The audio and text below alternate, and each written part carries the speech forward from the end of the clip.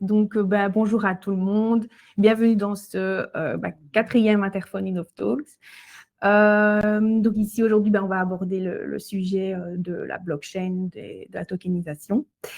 Donc, ce webinaire est proposé par Interphone en collaboration avec l'Infopôle. Donc, moi, c'est Laurent Dvorak. Je suis marketing manager chez Interphone. Donc, Interphone, c'est un opérateur 100% dédié aux entreprises.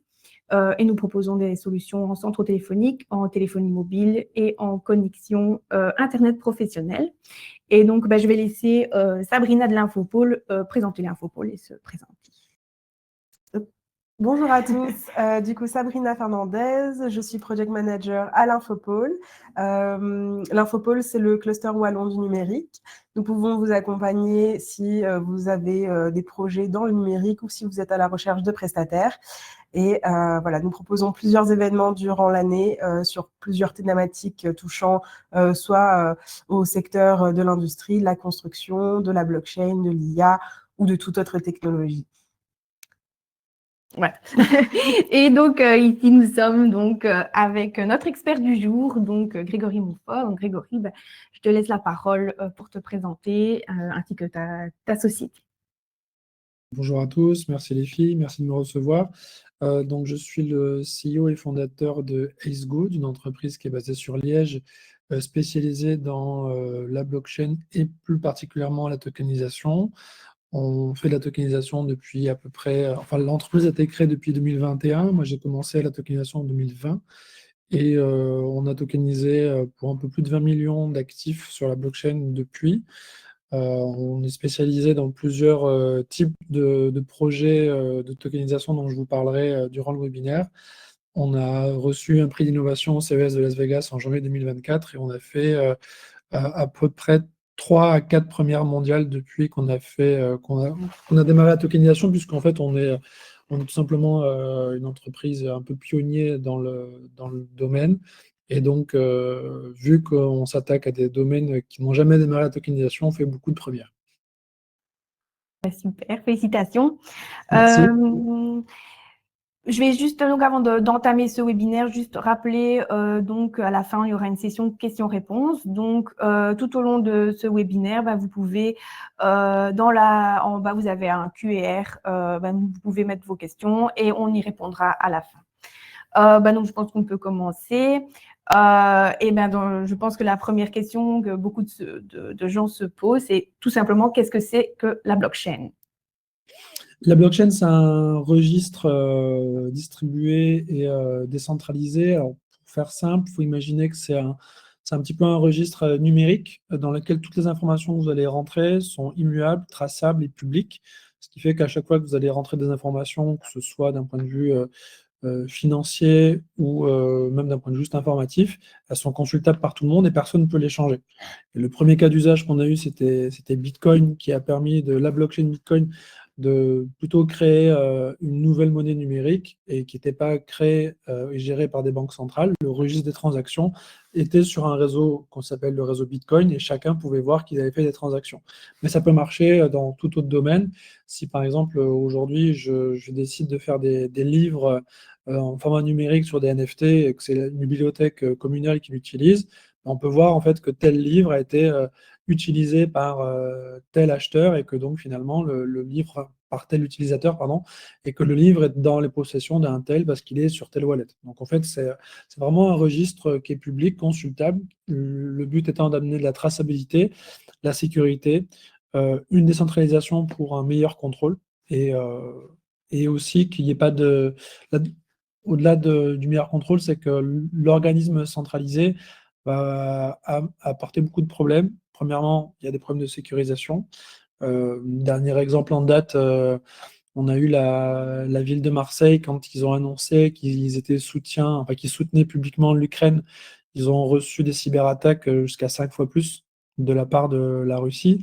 Donc forcément, s'ils ont des serveurs centralisés, ça peut poser un problème. Il y a Free qui a été aussi piraté. Quand vous êtes sur un réseau totalement décentralisé, c'est beaucoup plus difficile parce qu'il faut pirater l'ensemble du réseau. Et en plus de ça, un réseau centralisé posait des vrais problèmes en termes de gouvernance et de services. Typiquement, là, on sort du week-end de Pâques. Si vous avez voulu faire des virements le vendredi, certains ont reçu leur argent que mardi parce que les banques étaient en week-end et qu'ils ont fait un long week-end de 3 jours.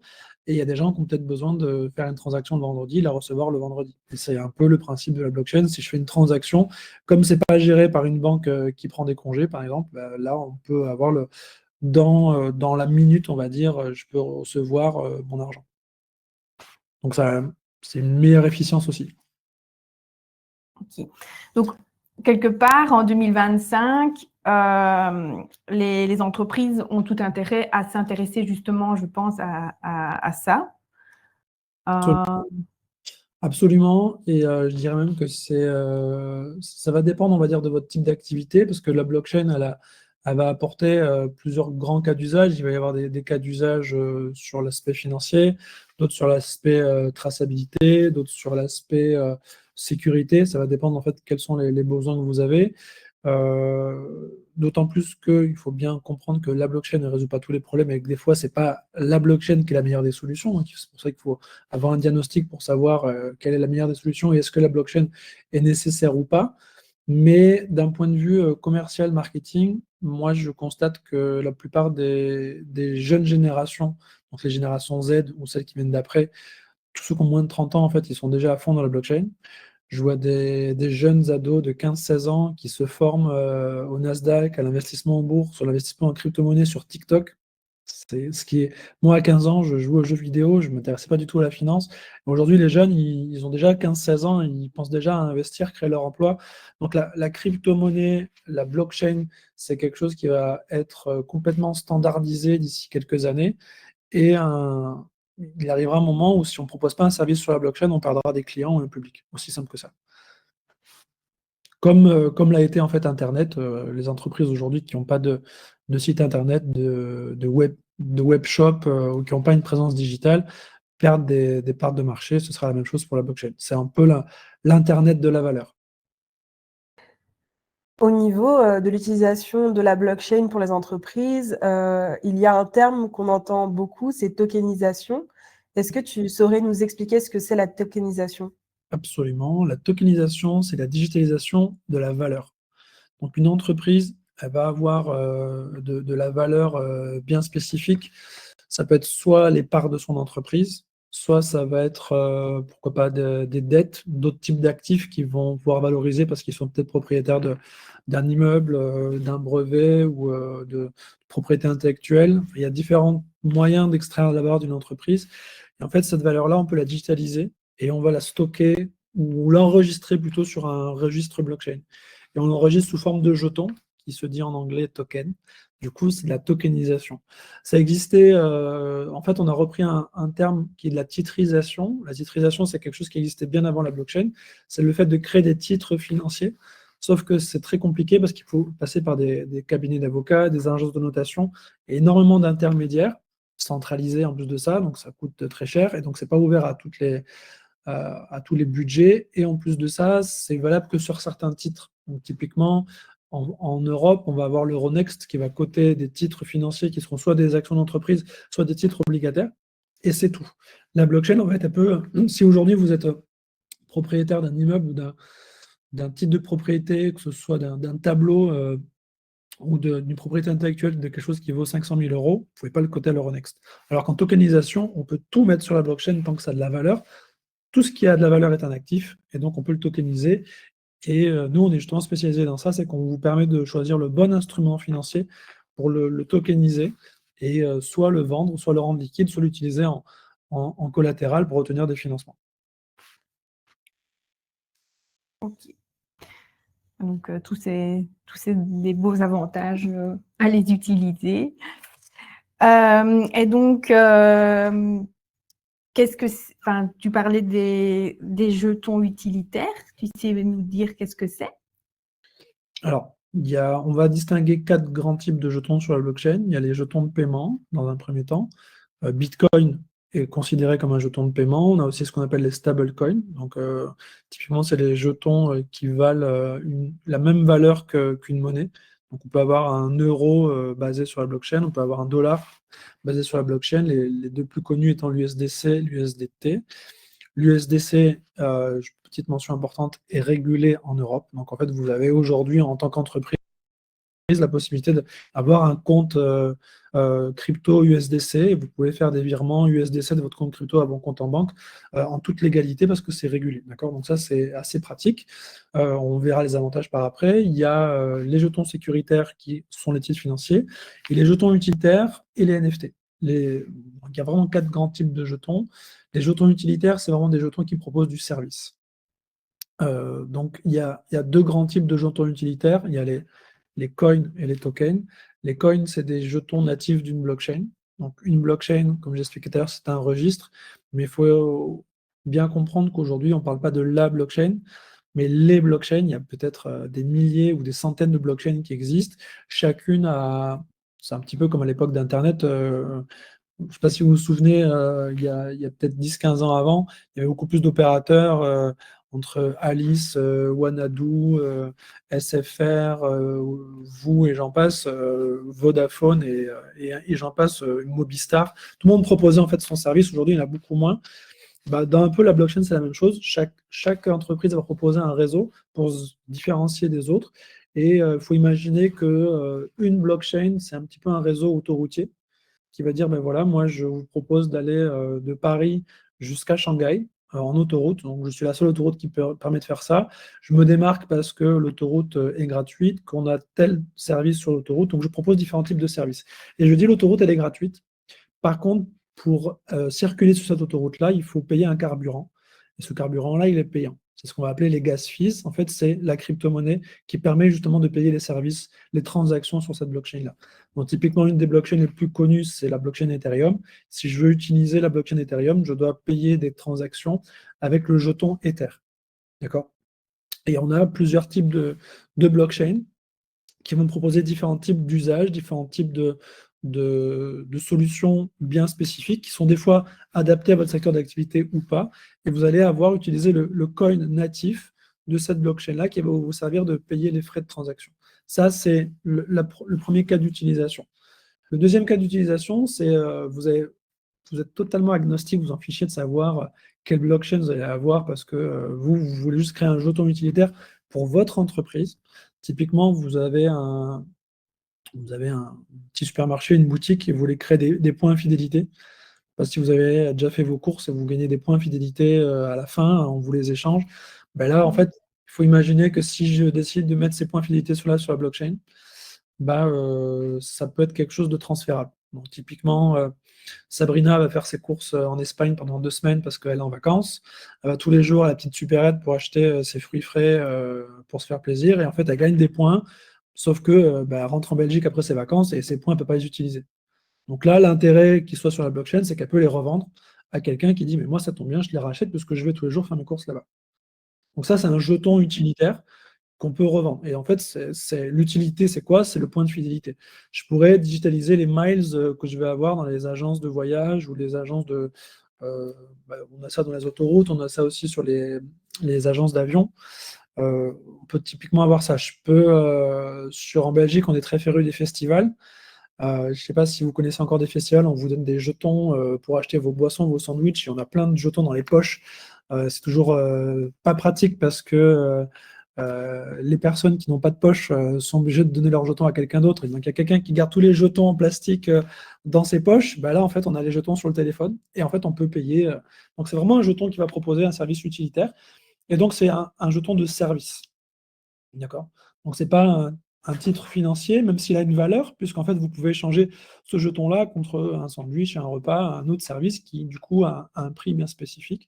Et l'intérêt, en fait, c'est que ça va être, on va aller sur quelque chose de digital, donc on va pas être sur du physique et c'est un peu plus pratique.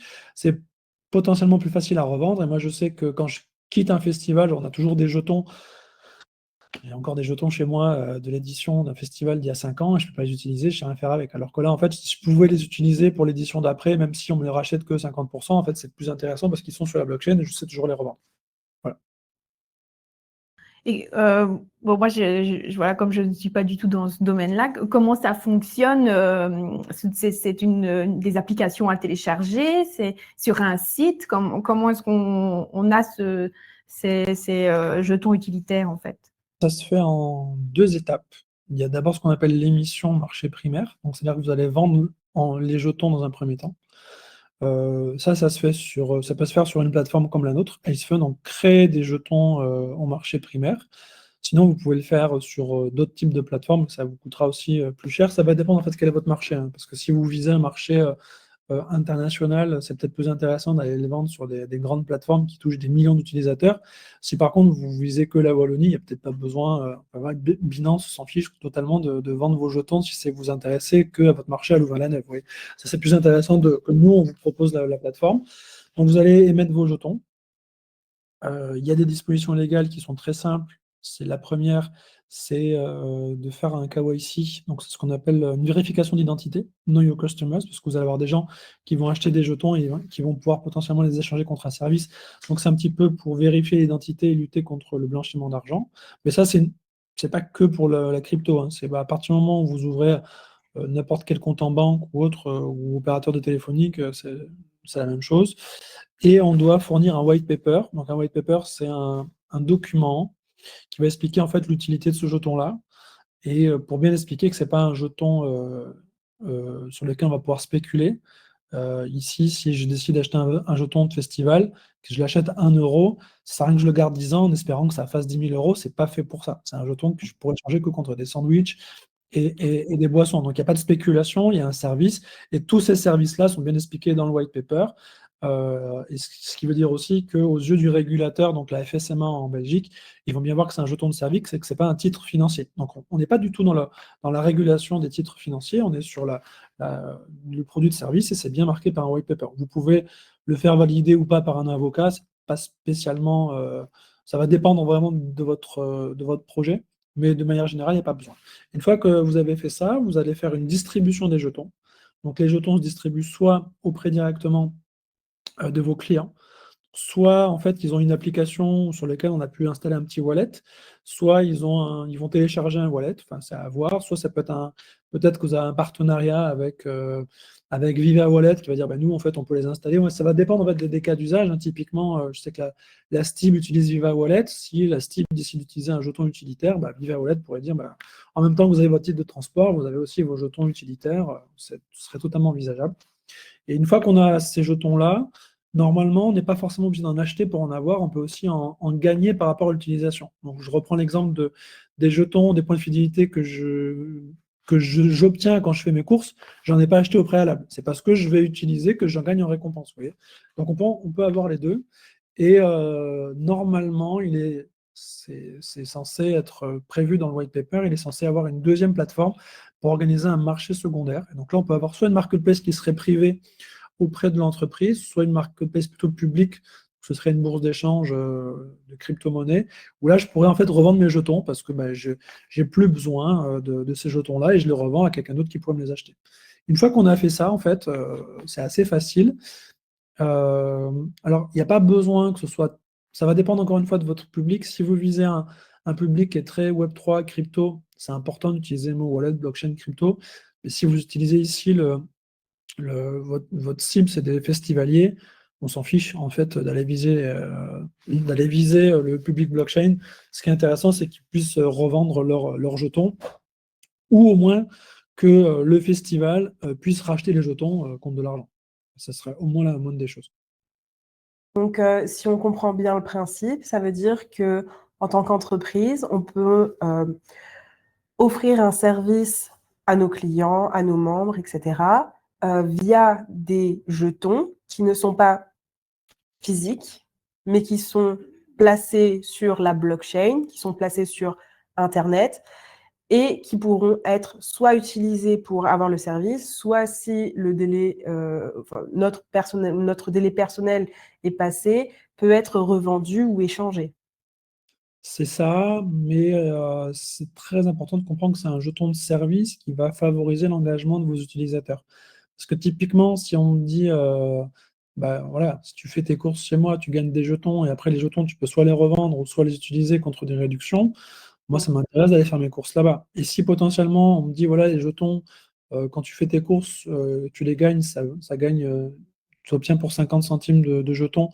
Par contre, si tu les achètes en pré-vente tu auras finalement pour 70 ou 75 centimes de jetons. C'est beaucoup plus intéressant de faire une prévente. Donc, du coup, déjà, ça m'intéresse d'en acheter avant. Et comme moi, après, j'ai les jetons, je peux aller les utiliser. Et ça fait une sorte de préfinancement auprès de l'entreprise. Donc, c'est un moyen de se préfinancer et d'engager une communauté de clients ou d'utilisateurs qui vont être, pour le coup, fidèles. Et ça, c'est super intéressant. Et comme aujourd'hui, on a tendance à tous avoir un smartphone, d'autant plus les jeunes, ça permet d'aller toucher un public en fait qu'on n'a pas, qui va s'engager et qui va pouvoir dire, mais moi j'ai fait mes courses sur Internet, j'ai gagné du jeton, maintenant je viens en physique pour les acheter ou autre. Et donc potentiellement, il y a plusieurs autres cas d'usage, hein. On a ce qu'on appelle le stacking ou la conservation. Donc ça, admettons, ça veut dire que si j'ai beaucoup de jetons et que je décide de pas les vendre, mais de les garder dans un wallet, potentiellement, je peux avoir une invitation spéciale pour aller tester un produit avant que ça sorte, ou aller rencontrer un artiste, ou en fonction des... Si j'ai un jeton du Standard de Liège, par exemple, et que je ne l'ai pas dépensé, peut-être que je peux rencontrer un joueur ou les joueurs à la fin de l'année. Donc ça, c'est ce qu'on va appeler plutôt le fan token, parce que le Standard, pour le coup, ils n'ont pas des clients, ils ont des supporters, mais potentiellement, voilà, si chez Carrefour ou Deleuze, j'ai un jeton utilitaire et j'ai le droit d'aller tester un produit pour savoir s'il est intéressant et je l'achète à moins 50% parce que je suis un client premium, en soi, pourquoi pas? Donc ça va dépendre des utilités qu'on peut y mettre derrière et il y a tout un panel de possibilités presque infinies pour arriver à fidéliser et engager sa clientèle. Et ça, c'est très intéressant parce que 2% de ces clients engagés peuvent avoir un impact de 20% sur le chiffre d'affaires en plus. Et donc, tu parlais de supermarchés dans tes exemples, mais as-tu des exemples d'entreprises ayant créé leurs propres jetons? Oui, alors aujourd'hui, j'ai accompagné plusieurs entreprises à créer des jetons. Alors, j'ai accompagné d'abord la blockchain Allfit, qui est la blockchain du milieu de la musique. Donc là, pour le coup, c'est un protocole, c'est une blockchain qui sert à inscrire les droits des artistes dans la blockchain. Donc, concrètement, vous créez une musique, quelqu'un utilise votre musique sur TikTok pour faire un réel. Ce réel devient viral, c'est repartagé sur Insta, c'est repartagé ailleurs. Et vous, en fait, vous n'avez pas TikTok et vous ne pouvez pas savoir combien vous allez toucher, combien de fois c'était utilisé. Là, parce que vous avez inscrit votre morceau dans la blockchain, vous le savez. Et donc, ça permet d'avoir une traçabilité et surtout, ça permet de percevoir ces royalties de façon sûre parce qu'on estime qu'il y a à peu près 3,2 milliards de royalties qui ne sont pas versés par an.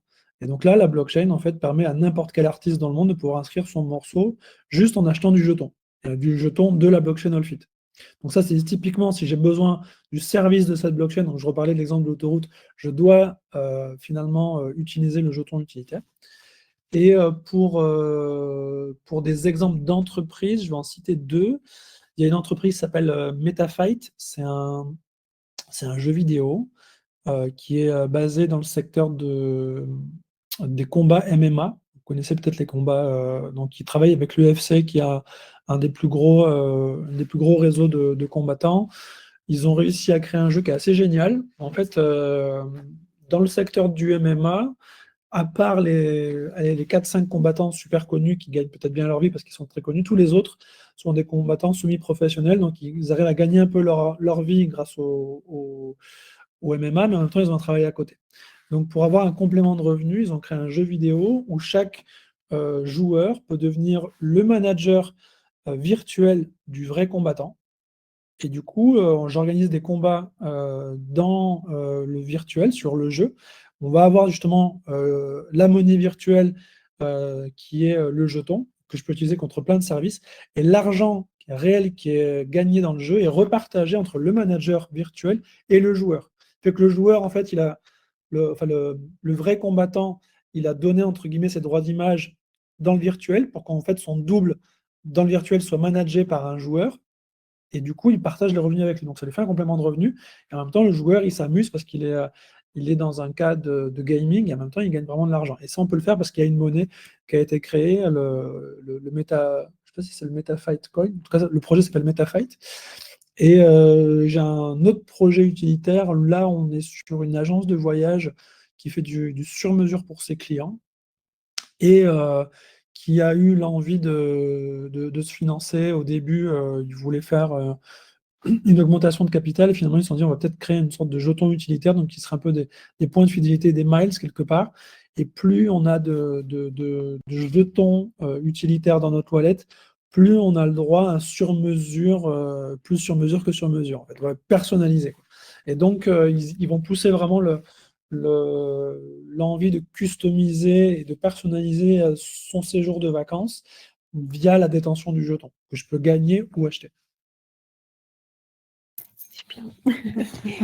Envie de partir. De quoi? Sabrina a envie de partir en vacances là, quand je lui ai dit ça. Moi, je vais rebondir sur ce que tu as dit tantôt. En fait, c'est une petite révolution dans le milieu artistique. Je vais dire, ça leur apporte une certaine sécurité qu'ils n'avaient peut-être pas avant, si j'ai bien compris ce que tu parlais. Pour la blockchain Allfit, oui, parce qu'aujourd'hui, la musique est vraiment... c'est très très facile à digitaliser, la musique. C'est pour ça que les plateformes de streaming, il y en a des dizaines. On écoute vraiment la musique sur YouTube, mais concrètement, il y a une certaine opacité au niveau des droits. Et en plus de ça, même des entreprises comme la SSM ou la SABAM, ils ne sont pas forcément en mesure de savoir si votre morceau a été joué en Corée, au Congo ou au Vietnam. Ils vont vous dire on a envoyé un recommandé, mais enfin, tu vois, c'est pas trop, ils savent pas trop quoi faire. Alors que là, avec la blockchain, ils peuvent effectivement avoir la traçabilité. Et nous, en fait, le prix qu'on a reçu à Vegas, c'était parce qu'on a réussi à tokeniser les avances sur recettes dans la musique. C'est typiquement l'actif en fait qui est financé auprès des musiciens et du milieu du cinéma. On fait en fait une avance sur le chiffre d'affaires. Donc j'avance de l'argent pour financer un album ou pour financer un film. Et dès que le film ou l'album sort, bah, je vais percevoir un pourcentage des droits qui vont être générés suite à la diffusion radio, la diffusion dans les salles, le merchandising, la diffusion sur les plateformes de streaming, etc., etc. Et ce modèle d'avance sur recette-là peut être totalement dupliqué à d'autres secteurs, que ce soit le secteur de la boisson, le secteur de l'immobilier, le secteur de... Là, actuellement, on le fait, on a une offre de partage de revenus comme ça, qui est faite avec une entreprise qui vend des panneaux photovoltaïques en République démocratique du Congo. Donc, en fait, ils vendent un bundle télévision, satellite et panneaux photovoltaïques pour que les gens aient l'électricité et en même temps l'information. Et le business model, c'est un abonnement tout mensuel pour payer la télé.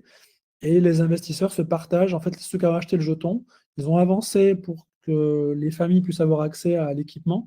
Ils se partagent 46% de l'abonnement. Donc ça, c'est un modèle qui est ultra, ultra facile. Et j'ai un jeton qui me donne un revenu pendant 30 mois et potentiellement, je peux le revendre au bout de 12 mois. Donc, l'intérêt, c'est que c'est ça la tokenisation, c'est que si je voulais investir avant, on aurait dû faire un contrat avec un avocat. À chaque fois, c'est signé, donc des frais, des notaires. Enfin, alors que là, j'ai un jeton, j'achète, je fais mon virement bancaire. Je reçois mes redevances sur mon compte en banque via virement bancaire. Et si un jour je veux revendre mon jeton, l'entreprise Apalia me le rachète.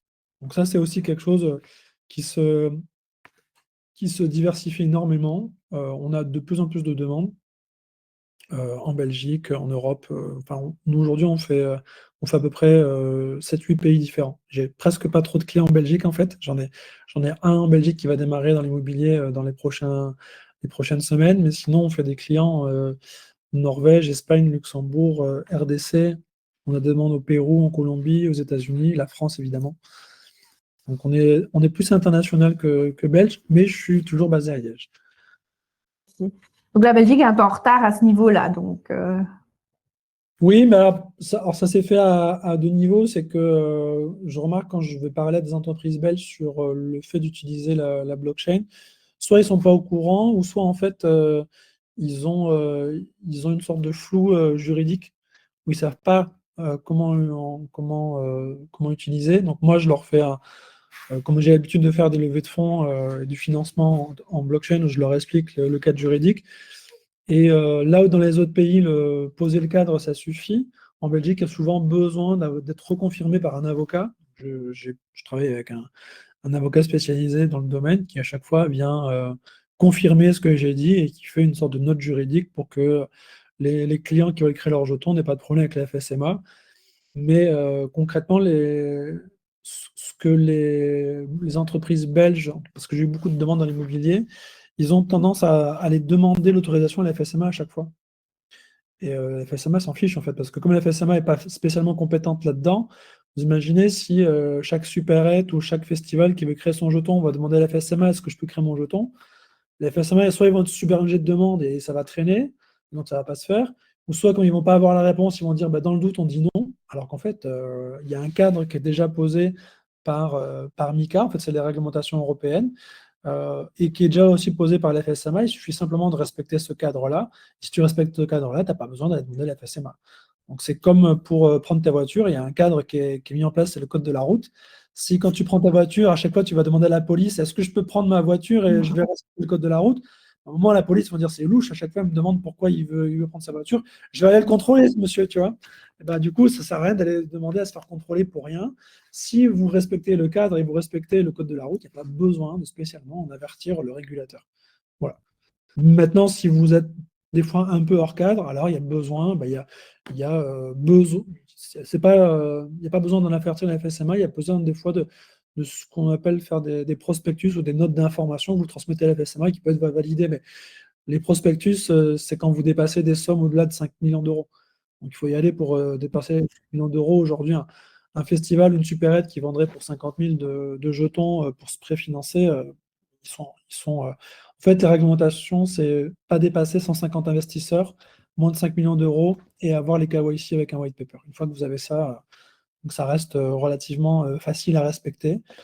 Et nous, on vous accompagne, que ce soit nous ou les cabinets d'avocats, pour que ce soit mis en place, quoi. Oui, c'est ça. Et, je rebondis là-dessus. C'est allez, je suis une entreprise, j'aimerais bien créer justement. Quelles sont les premières choses à penser? Quelles seraient les premières démarches à effectuer pour justement créer son. En fait, on fait d'abord une sorte de diagnostic, puisque quand je discute avec des porteurs de projets, souvent ils ont envie de créer un jeton, mais ils ne savent pas trop pourquoi. Et quand on creuse, en fait, c'est que souvent ils ont besoin d'un système ils ont besoin de se financer ou ils ont besoin d'avoir des clients. Donc on essaie de voir est-ce que c'est l'un ou l'autre. Une fois qu'ils ont décidé, qu'ils ont bien compris tous les leviers qui existent, ils vont choisir lequel est plus adapté. Ensuite, on va voir est-ce qu'il y a vraiment la nécessité de créer un jeton, parce que ça aussi c'est important. Des fois, on peut juste créer ce qu'on appelle un NFT. Le NFT, en fait, ça va être une carte de membre, comme on pourrait avoir moi, je fais partie on a ça à la Fnac, par exemple, j'ai ma carte Fnac. Ici, au lieu d'avoir ma carte Fnac en physique, j'ai mon NFT. Donc, c'est une carte de membership, mais sur la blockchain.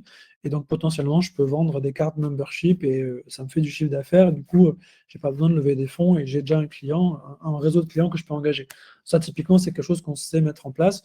Une fois que nous, on a vu toutes les étapes, il faut comprendre sur comment le jeton va fonctionner, comment le jeton crée de la valeur, comment la valeur est captée, comment elle est redistribuée. C'est différents petits mécanismes qu'on essaie de réfléchir. Donc tout ça, c'est ce qu'on appelle la tokenomics.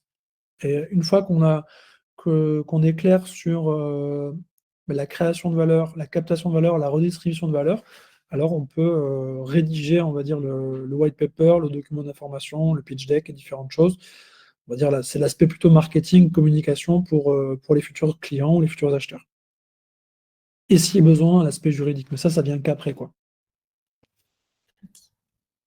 Je pense que c'est peut-être, avant d'arriver à la fin, c'est peut-être le moment justement de présenter le QR code, si c'est possible, de l'Infopôle, si ça ne perturbe pas trop la discussion.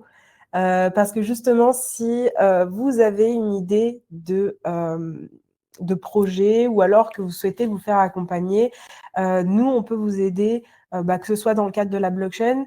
On finance 10 diagnostics à 90% pour pouvoir réaliser un projet blockchain. Donc, ce sont des diagnostics qui vont établir les contours de votre projet et voir s'il y a une utilité à la blockchain ou pas. Mais l'Infopôle peut aussi vous accompagner sur la recherche de votre prestataire, de votre partenaire pour différents projets dans le domaine du numérique. C'était la petite entracte. Ok. Je vais laisser encore un petit peu les gens ont le temps de scanner. Il y avait peut-être une question, Grégory, qu'on n'avait pas trop abordée. Simplement, est-ce que tu saurais expliquer ce qu'est un security token? Oui, un security token, c'est un titre financier qui est sur la blockchain. Donc, dans le cadre des entreprises, ça va concerner 3 gros actifs principaux. Le premier sont des parts d'entreprise. Donc, quand vous avez une entreprise, généralement, quand vous déposez, vous vous inscrivez à la BCE, vous devez créer généralement 5000 parts d'entreprise. Là, chaque part est un jeton sur la blockchain. Le gros intérêt, c'est quoi? C'est qu'en fait, il y a un registre de la table de capitalisation, le registre des bénéficiaires effectifs des actionnaires qui est sur la blockchain. Et ça permet de façon immuable de savoir qui est actionnaire, qui ne l'est pas.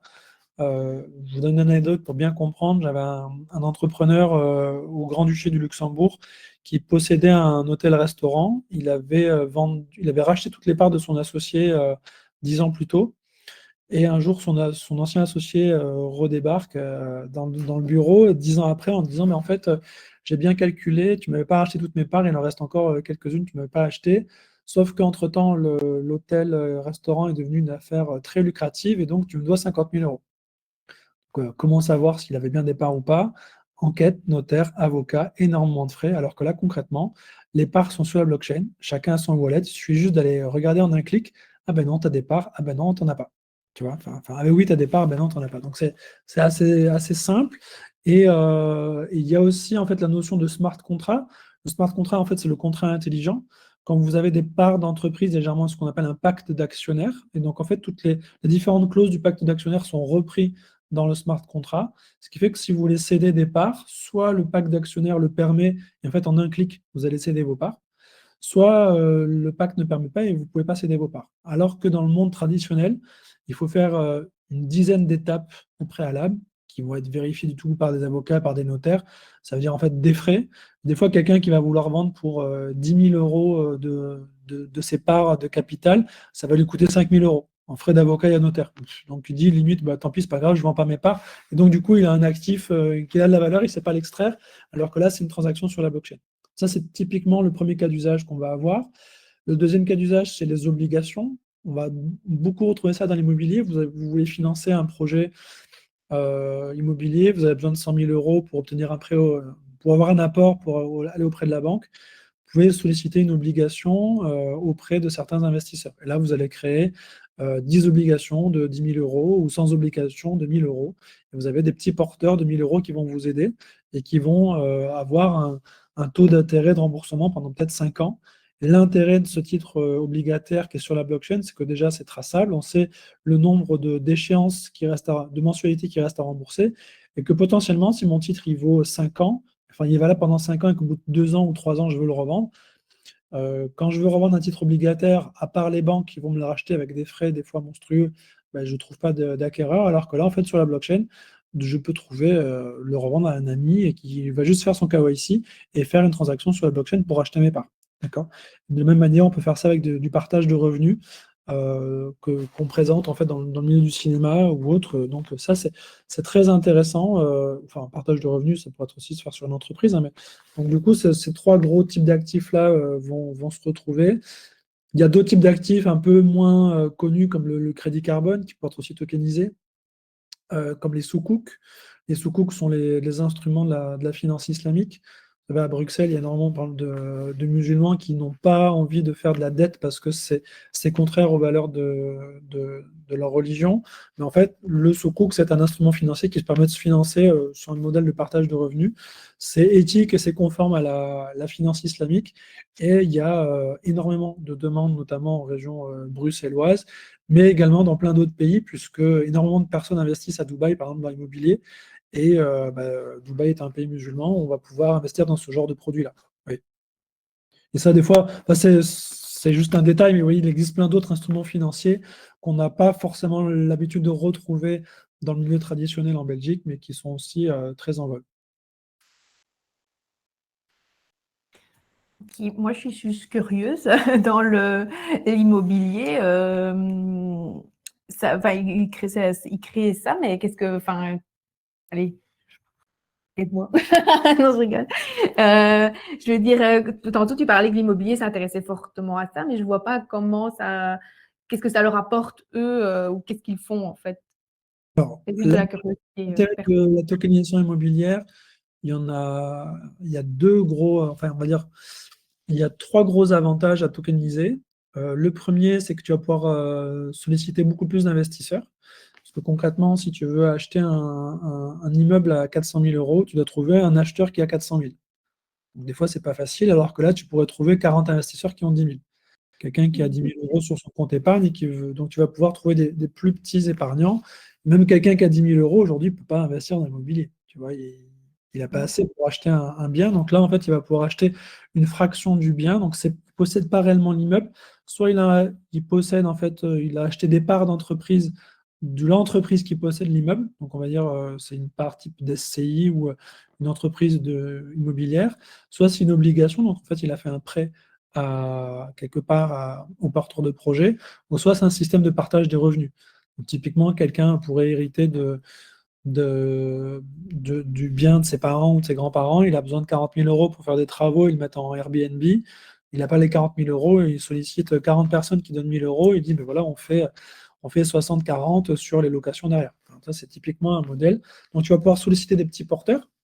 Deuxièmement, tu vas avoir de la liquidité, parce qu'aujourd'hui, si tu achètes un bien, c'est pareil, tu as envie peut-être de pouvoir, tu achètes un bien à 400 000, tu espères le revendre 450 ou 500 000, mais bonne chance, il faut trouver un acquéreur. Alors que là, si tu as en fait vendu des parts à 1 000 euros, bah, c'est peut-être plus facile de retrouver des parts, de trouver des acheteurs à 1 200 ou 1 500 euros, tu vois. De la même manière que si tu achètes un bien à 400 000 et qu'un jour tu as besoin de 10 000 euros ou 20 000 euros de liquidité, c'est un peu dommage de vendre un bien à 400 000 juste parce que tu as besoin de 20 000 euros. Donc là, en fait, tu vas pouvoir fractionner une partie de ton bien pour le vendre et avoir des liquidités. Donc ça, c'est déjà le premier avantage, enfin les deux gros avantages. Et le troisième plus gros avantage, c'est que avec la tokenisation, vu qu'il y a moins d'intermédiaires et que tout est automatisé, tu gagnes en fait plus de temps. Donc pour les promoteurs immobiliers qui, par exemple, ont l'habitude de faire un achat de biens par mois, là, ils pourraient peut-être en faire deux ou trois. Donc forcément, ils arrivent à faire plus de marge et donc plus de chiffre d'affaires. Puisqu'on arrive à faire plus d'opérations, vu que ça coûte moins cher et que c'est plus rapide. Ok, c'est plus clair, merci. Ben voilà, je ne sais pas si avant de passer aux questions, s'il y en a. Pour ma part, je n'ai plus de questions. Par contre, c'est vrai que voilà, la blockchain reste un sujet quand même compliqué à comprendre et que malgré voilà, le sujet, n'hésitez pas à poser vos questions. Il n'y a pas de mauvaises questions, il n'y a pas de questions bêtes. Au contraire, c'est un sujet complexe, donc plus on va sur la simplicité, sur le détail, mieux on peut le comprendre. Donc voilà. Ouais. Pour info, on a créé un club d'investisseurs qui s'appelle Ace Fund, qui est accessible à partir de 50 euros par mois. Et en fait, 100% des opportunités d'investissement qu'on a sont sur la blockchain. Et ça permet en fait aux gens de comprendre, au-delà d'avoir des investissements assez intéressants, ça permet surtout de comprendre comment fonctionne la blockchain. Et moi, je pense que quand on veut démarrer la tokenisation, ça ne sert à rien de regarder 10 000 vidéos YouTube pour dire on a une théorie. Le mieux, c'est de pratiquer. Et voilà, vous pouvez acheter des formations qui vont vous coûter 300, 400 euros. À la fin, vous n'aurez que de la théorie. Alors qu'ici, si au bout de 3 mois, vous restez dans le club, ça vous aura coûté que 150 euros. Et vous aurez, pour le coup, eu 2 opportunités d'investissement par mois. Donc, vous aurez, entre guillemets, pratiqué au moins 6 fois la tokenisation au bout de 3 mois et vous êtes en mesure de mieux comprendre. Et du coup, le prochain on organise aussi des événements et on sera le 17 mai au Festival de Cannes parce qu'on tokenise des films. On a tokenisé des films l'an dernier qui ont déjà commencé à redistribuer des royalties en 2025. Donc, je suis intervenant sur le Festival de Cannes le 17 mai et on organise un événement pour connecter les investisseurs avec les réalisateurs de films. C'est quelque chose de très concret en fait. Super. On a une question. Donc, quels sont les montants max qui peuvent faire l'objet de la tokenisation? Alors, les montants maximum en Belgique, on va dire, c'est 5 millions d'euros. Il n'y a pas de minimum. mais le montant maximum, c'est 5 millions. Vous pouvez faire plus, hein, mais au-delà de 5 millions, vous dépassez le cadre de la levée de fonds privée. Donc, vous devez faire soit de l'appel public, soit aller demander un prospectus auprès de la FSMA. En France, c'est 8 millions.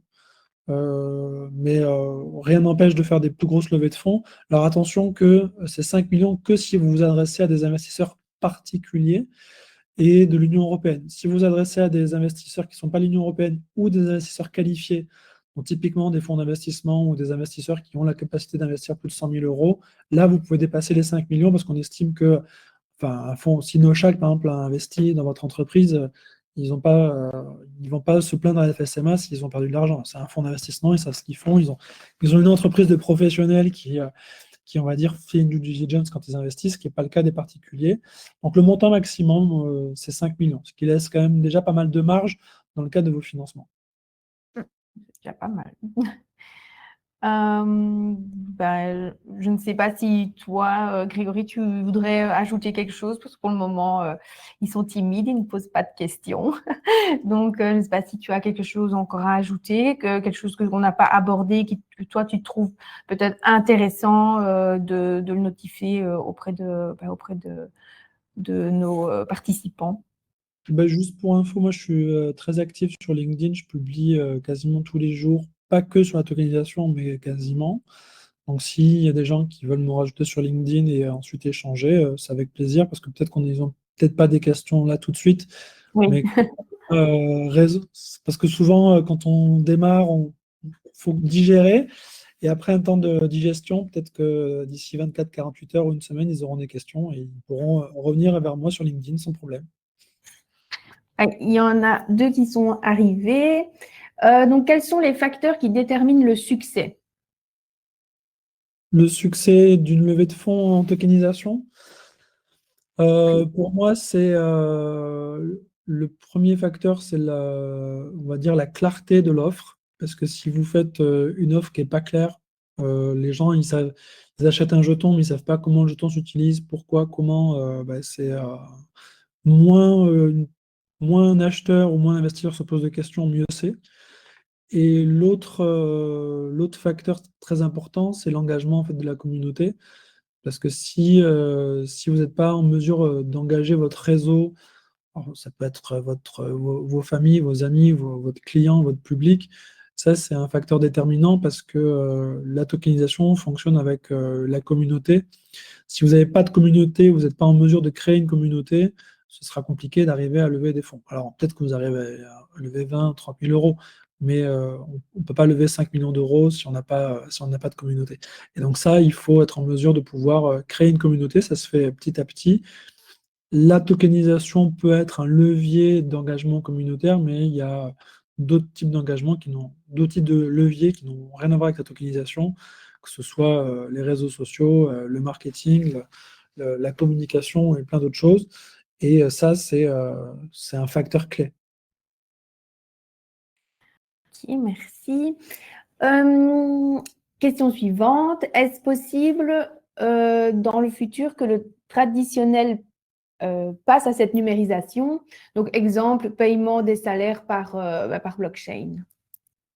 Alors, c'est tout à fait possible. Pour information, les personnes qui tokenisent le plus aujourd'hui dans le monde sont les institutionnels. Donc, les bons d'État aujourd'hui qui sont émis par les États, enfin les bons du Trésor qui sont émis par les États se font sur la blockchain. Ça, ce sont les plus gros émetteurs de jetons securities. C'est sur la blockchain. Le paiement sur salaire pourrait pourrait se faire. Alors, je ne sais pas quel serait vraiment l'intérêt, mais oui, ce serait possible.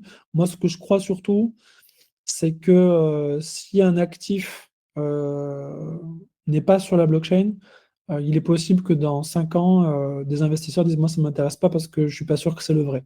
Que ce soit pour investir dans de l'art, dans des t-shirts de collection, dans une bouteille de vin de collection, dans de l'immobilier, ils vont dire mais c'est pas sur la blockchain, donc je suis pas sûr que c'est pas le vrai, c'est pas sécure, et donc j'investirai pas. Et ça, en fait, c'est déjà le cas pour certains investisseurs qui sont aguerris, mais ça reste une minorité. Mais au vu de l'adoption massive de la blockchain et la tokenisation, on va y être de plus en plus. Question suivante. Ces danses, sera-t-il possible d'avoir le replay? Donc oui, il y aura le replay. Il sera envoyé par mail aux participants et alors il sera aussi disponible sur le YouTube d'Interphone. Je ne sais pas si vous le mettez quelque part. Ou, On pourra aussi le publier voilà.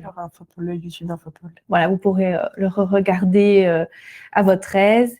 Il y a quelqu'un qui nous dit merci beaucoup pour toutes les explications. Et alors, petite question, la tokenisation est-elle différente du crowdfunding? Alors, oui. Dans le principe, si on estime que la tokenisation, c'est simplement mettre sur la blockchain, si on part du principe qu'on va vendre à plusieurs personnes, ça reste quelque part une sorte de financement participatif. À la seule différence que la tokenisation, c'est l'aspect digital. On pourrait faire du crowdfunding tokenisé, mais le crowdfunding tel qu'il est mentionné d'un point de vue légal, c'est de l'appel public à l'épargne. C'est-à-dire qu'en fait, on s'en fiche d'avoir 150 personnes minimum, on peut en avoir 2000, c'est aucun problème. Et le crowdfunding, on pourrait dépasser les 5 millions d'investisseurs. Donc en fait, typiquement, si vous voulez faire une levée de fonds, rien ne vous empêche de faire une levée de fonds privée tokenisée dans un premier temps, et ensuite de faire une levée de fonds publique en crowdfunding. C'est tout à fait envisageable. Mais l'aspect crowdfunding, il faut aller sur des plateformes régulées, et des fois, quand quelqu'un a juste besoin de lever 30 000 ou 50 000 euros avec sa communauté, peut-être la tokenisation suffit. Et quand ils veulent aller faire du financement participatif, ils peuvent aller sur du crowdfunding. Alors, ça, c'est sur l'aspect public-privé. Maintenant, le crowdfunding n'est pas tokenisé. Ça veut dire que généralement, vous n'achetez pas de titres financiers, sauf quand vous faites du private equity en crowdfunding.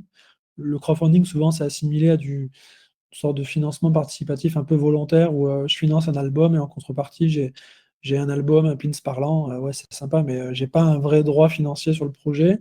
Et surtout, je peux pas le revendre. Il n'y a pas de marché secondaire. Donc, même si j'ai acheté un droit qui me donne de l'argent, il y a des entreprises qui font ça, comme We Do Good.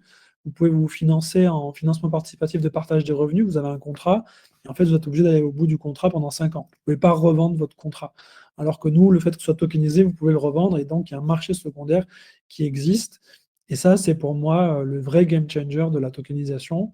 Et si ça vous plaît d'investir et vous dire que je ne vais pas récupérer mon argent avant 4 ou 5 ans, bah, pourquoi pas? Alors que la tokenisation, on peut le récupérer au bout de quelques mois. C'est plus intéressant. Ok. Ici, je vois qu'il y a... Ah, il y a une petite dernière. Vous avez des capital risqueurs dans la communauté?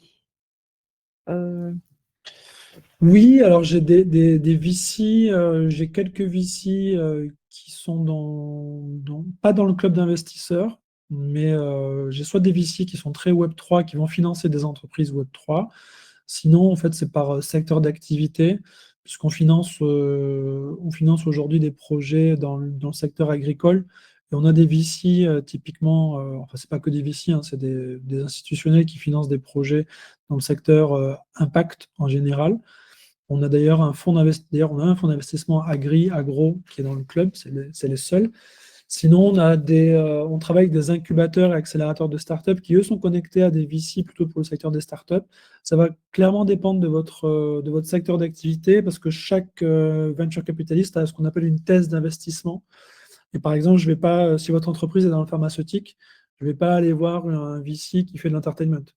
Et inversement, il y a des VC spécialement spécialisés dans le pharmaceutique, dans le médical ou dans la deep tech. Il y en a plusieurs. Donc j'en ai quelques-uns, mais à part faire 4-5 intros par email, c'est la seule chose que je puisse faire. Donc ce n'est pas vraiment des gens qui participent à nos levées de fonds pour le moment. Ici, on va tout doucement, je pense, clôturer s'il n'y a pas de nouvelles questions. Non, apparemment.